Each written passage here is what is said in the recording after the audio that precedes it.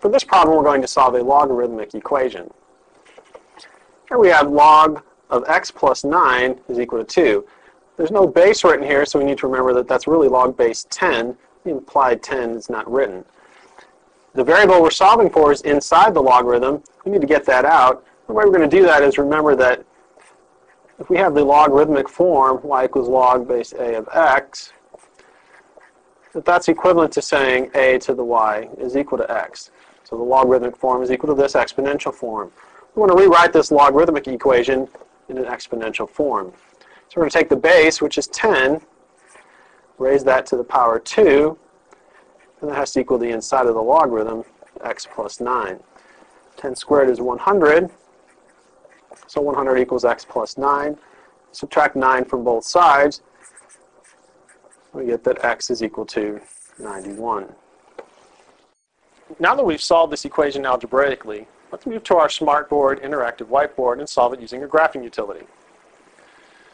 To solve this equation using our graphing utility, we first notice that we have expressions on both sides of the equation. So we're going to enter our left side as y1 and our right side as y2 and look for the intersection point of the two graphs.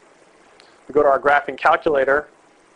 In y1, we're going to enter log base 10 of x plus 9, close parentheses, enter, and in y2 we enter the constant 2 as the right side of our equation.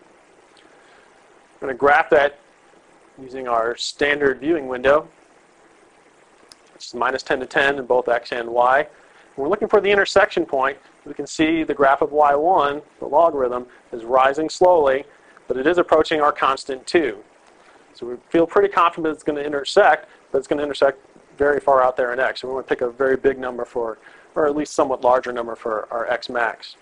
We also notice a lot of white space in the y direction. We don't need all that. In fact, we're looking for an intersection point that has a y coordinate of 2.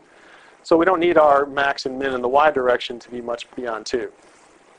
So we'll go to our window setting. X min we can leave at negative 10, because we know our intersection point is further out in the positive direction.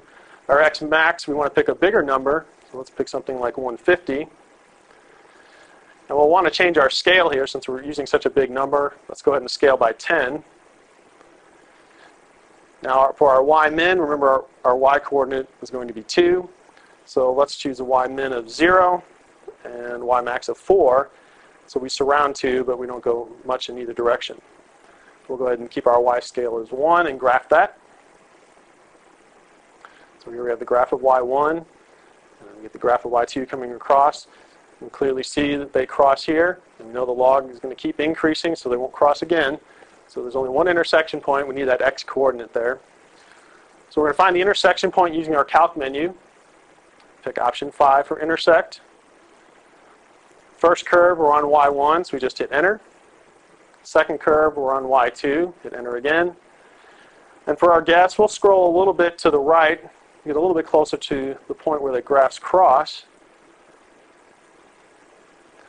And we'll hit enter. And we see our intersection point is at the point 91, 2.